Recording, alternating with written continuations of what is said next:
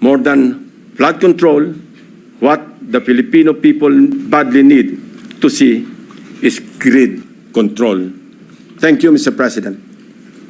Thank you, Senator Lacson. Mr. President, Majority Leader. Mr. President, there are a number of our colleagues who wanted to make a manifestation. May I just be allowed to give a very short manifestation considering, Mr. President, the situation where I come from, Mr. President. I hope you understand. Yes, please With the proceed, indulgence of our colleagues. Please proceed, Majority Yeah, Leader. Mr. President, this will be just very short. I just wanted to put on record, Mr. President, na nakapanlulumo, nakakagalit at nakakakulo ng dugo, Mr. President, na marinig at makita right before our very eyes yung pong mga hindi ko kayang sabihin na malademonyong proyekto dahil sabi nga ho ni Senator Lacson, guni-guni hindi na makita. Siguro ito po yung dahilan kung bakit for the past 3 years siguro naiintindihan na ako ni Senator Bato, ni Senator JV, the past 3 years, bakit ako nanggagalaite. 3 taon ko na po itong sinasabi, itong mga kalokohan sa flood control program. Mr. President, ginahasa po ng flood control program ng gobyerno ang aming lalawigan sa Bulacan. Nakakalungkot po, Mr. President, sapagkat pag tinignan nyo rin po itong 2025 flood control budget, Mr. President, yung binabanggit po ni Senator Ping na pare-pareho po yung amount, ganito pa rin po. Total of 14 billion sa lalawigan ng Bulacan. Mr. President, nandito po yung ilang mga mayors natin. Nandito po si Mayor Bong, si Mayor ng Balagtas, Mayor ng San Miguel, Bulacan. Nandito po sila para suportahan ang Senado, para magkaroon ng no nonsense, no secret cows, Mr. President, na investigasyon at masiguro na magkaroon ng hustisya ang aming minamahal na lalawigan. Mr. President, gusto ko lang pong i-put into the record that we thank the gentleman from Cavite, Mr. President. We have been looking forward to seeing him here in the Senate dahil alam natin, Mr. President, may mangyayari na dito sa ating ginagawang investigasyon at mapapanagot ang dapat mapanagot. And again, I appeal to the members of this august chamber to help not only our great province of Bulacan but also all provinces in the Philippines. Maraming salamat, Ginoong Pangulo. May I give the floor to our minority leader who is seeking the floor, Mr. President. Thank you, Majority Leader. Before I recognize the Minority Leader, the Chair would also like to thank Senator Lacson for his bombastic privilege speech and congratulate him. Congratulations, Senator Lacson. Minority Leader. Yes. Thank you, Mr. President. Aside from congratulating and commending Senator Ping Lacson, I was discussing this with him earlier. We indeed commend him because he's under the weather. He is not actually well, but he came over to deliver his privilege speech, although his doctors told him to rest and not to go to work today, but still he did, no? You see the importance of what he has to deliver. So I know for a fact that Senator Lacson has never been known to evade any interpellations. But because of health reasons, I would like to move that all the interpellations forthcoming on this privilege speech be done in our next regular session, Mr. President. It will be on Tuesday. Yeah.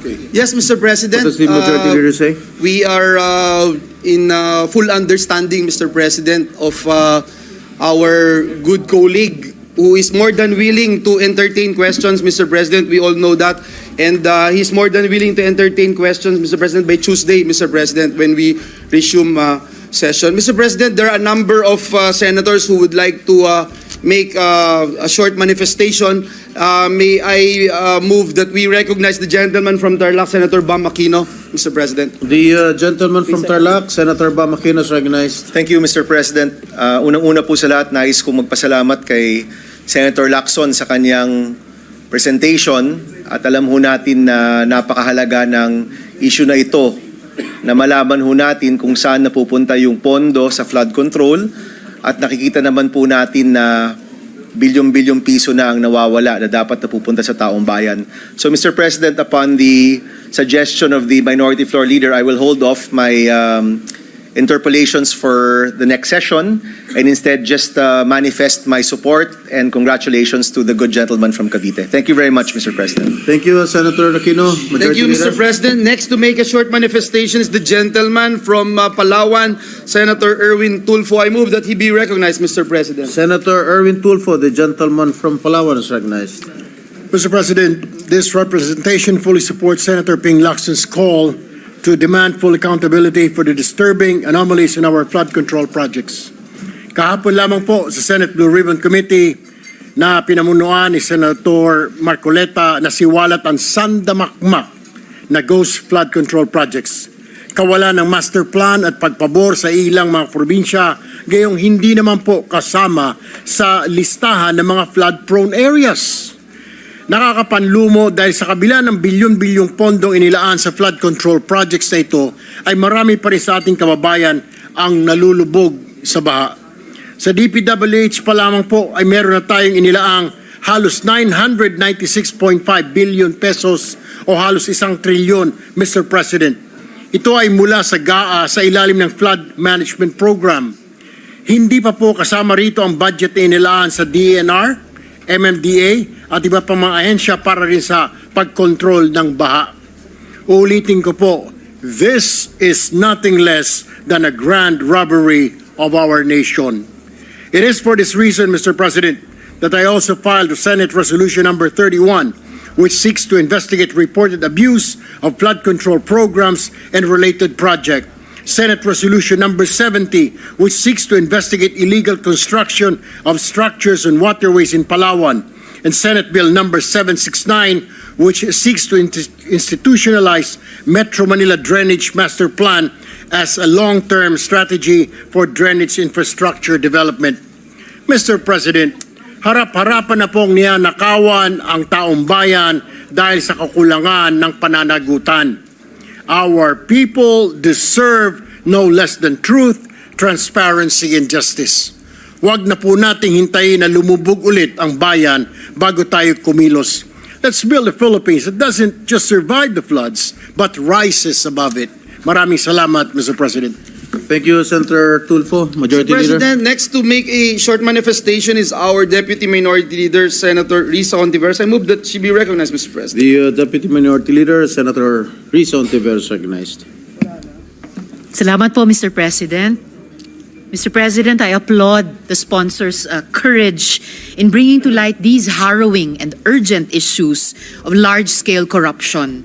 Kaisa niyo po ako sa labang ito, Senator Ping. May nabasa po ako sa Facebook, Mr. President. The Philippines is not poor. We are plundered. I could not agree more. Ang Pilipinas po ay hindi isang mahirap na bansa. Biktima lang tayo ng kalat at sistematikong pagnanakaw. Dahil sa korupsyon, ng kaunti, patuloy na naghihirap ang karamihan. Sa estimasyon mismo ng gobyerno, nasa 20% o 1/5 ng kabuoang budget ng bansa ang nawawala taon-taon sa korupsyon.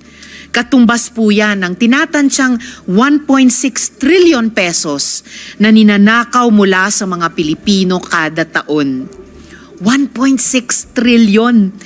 Kahit ako po ay nahirapang maintindihan kung gaano kalaking pera yan.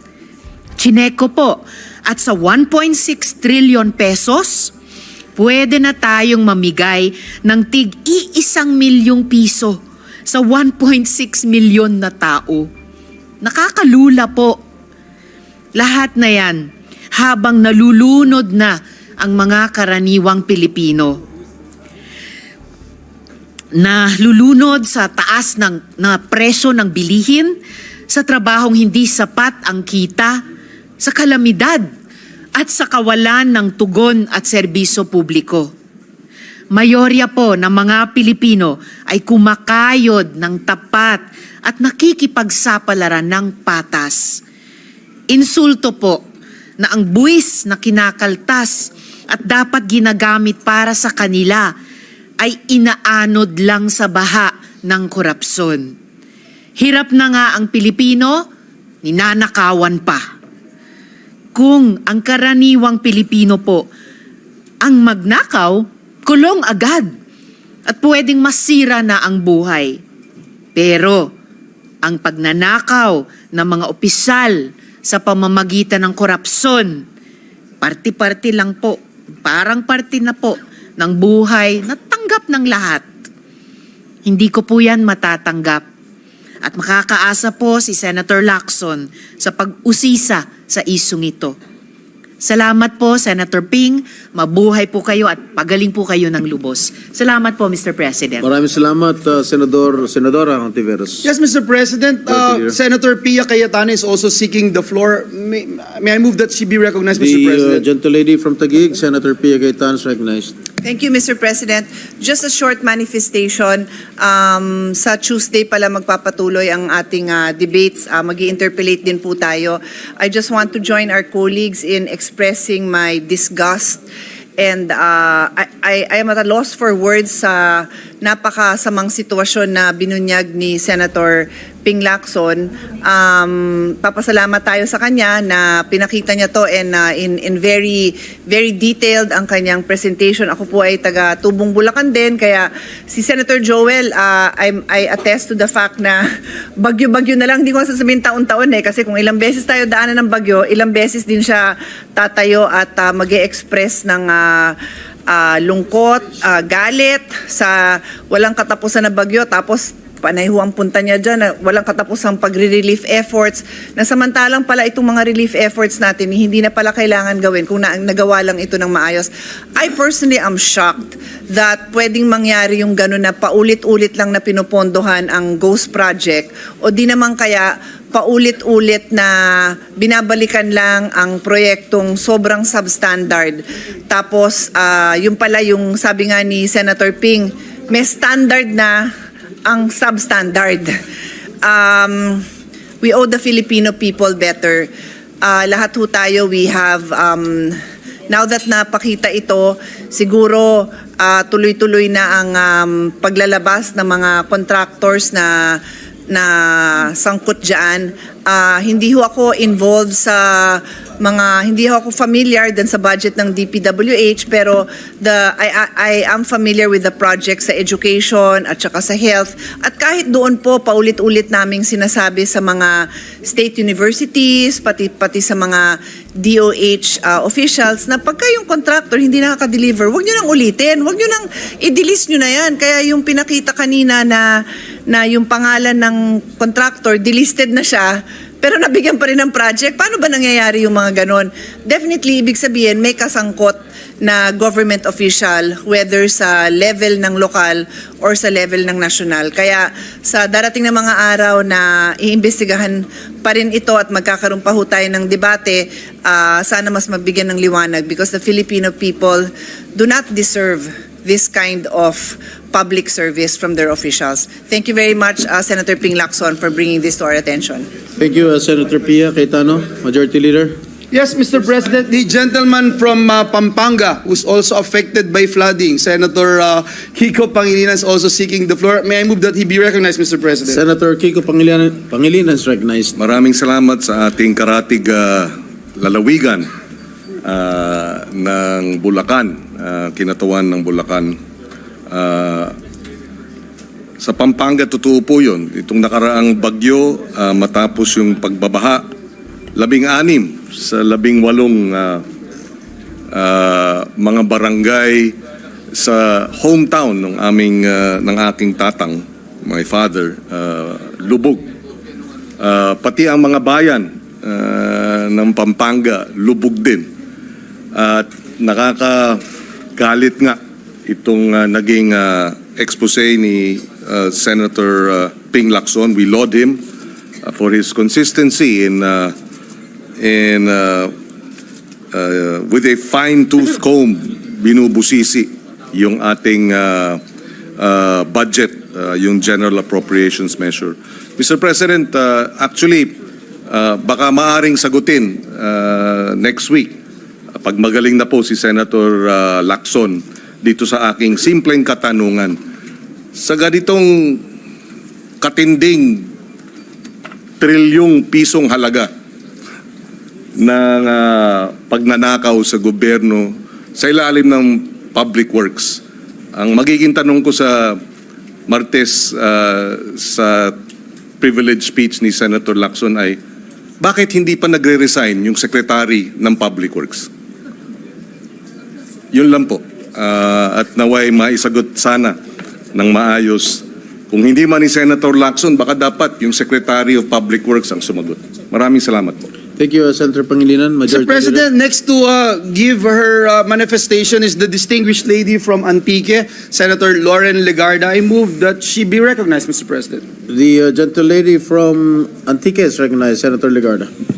Thank you, Mr. President. I rise today in support of the privileged speech of our esteemed colleague, Senator Ping Lacson, and I echo his outrage at the corruption that continues to stain our flood control programs and many other public projects. Billions and possibly trillions of pesos are lost, substandard works are delivered, and yet year after year the floods still come washing away homes, dreams, and lives.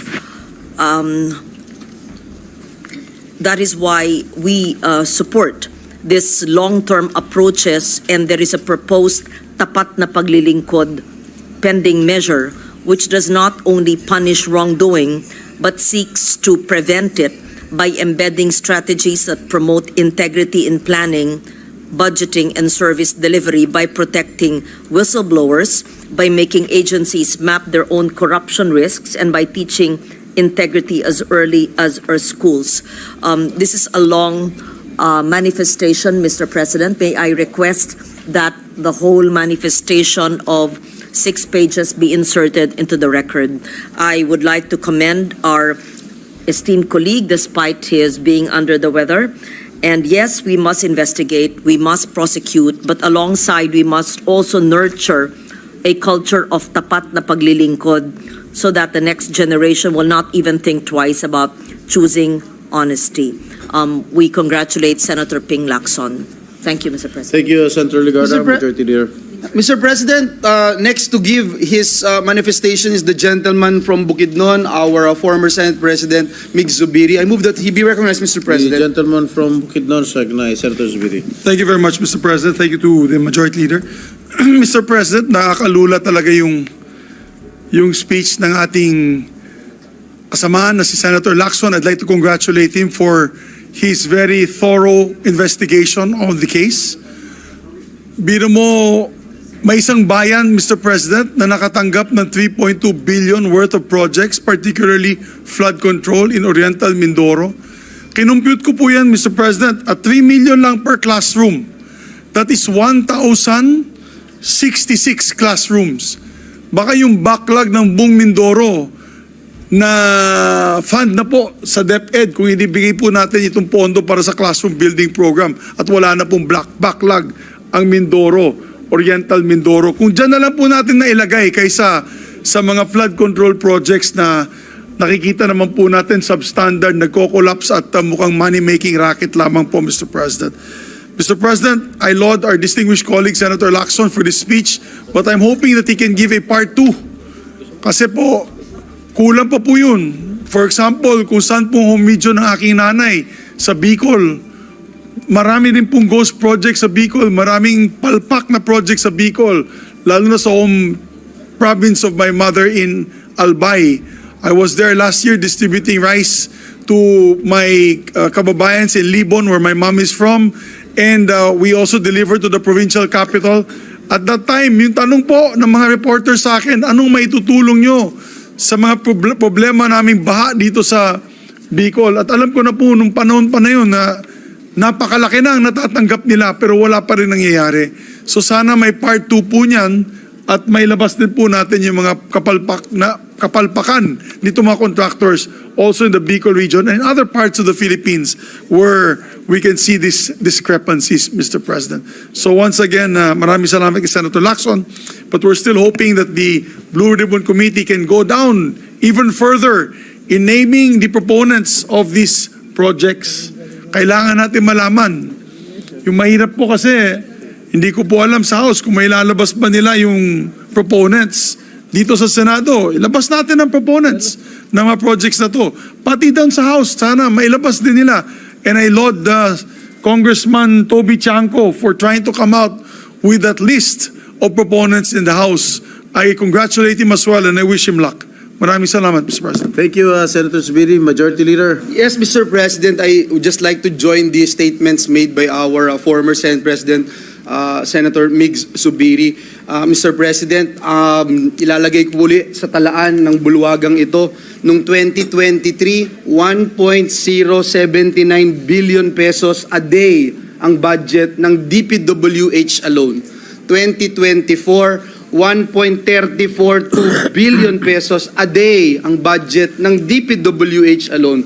Ngayong taon po na ito, 2025, 1.37 billion a day ang budget ng DPWH. Ngayon po, dun sa National Expenditure Program na pinrepresenta sa atin ngayon ng 2026, 1.08 billion pesos a day ang budget ng, again, Mr. President, DPWH alone. Mr. President, bago ko po isuspend ang konsiderasyon ng privilege speech ni Senator Ping Lacson, muli pinapasalamatan po natin siya at yung pong binabanggit niya na pare-parehong amount na sa ibang probinsya, ganun din po yung nakita namin doon sa probinsya ng Bulacan for this year. And maikling ikwento ko lang, Mr. President, alam nyo yung pinakikita doon sa Hagunoy, yun po yung taon-taon na pinupuntahan natin, halos every time na merong bagyo at nakikita po natin doon, Ginoong Pangulo, yung mga kababayan ko po doon sa Hagunoy at Senate President Pro Temp, I'm sure you're very much aware of Hagunoy dahil marami po kayong kaibigan doon. Tinatali po nila, Mr. President, yung kanilang sasakyan.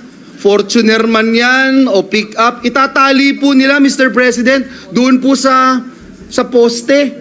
At matutulog sila, yung sasakyan po nila, umaalon-alon, Mr. President. Gigising po sila ng umaga, at ito, natural na buhay ng mga kababayan ko doon. Gigising po sila ng umaga, lulusong sa baha, magkakape.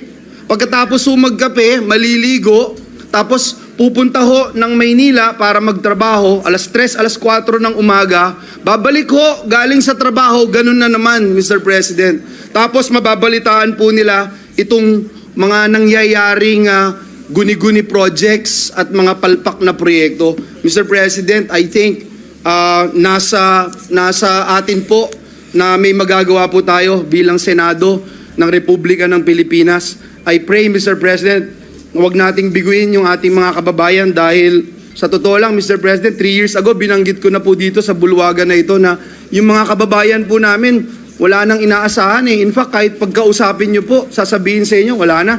Hindi nyo naman magagawa yan. So sana po, malaking challenge po sa atin, lalo na dito sa Senado, itong problemang ito. Mr. President, may pahabol po ang ating mga kasamahan. We recognize Senator Bongo and then afterwards, Senator Robin Hood Padilla, who wanted to make a manifestation as well, Mr. President. Please. Senator Bongo is recognized. Thank you, Mr. President. I join Senator Ping Lacson in condemning the irregularities in the allocation and implementation of flood control projects.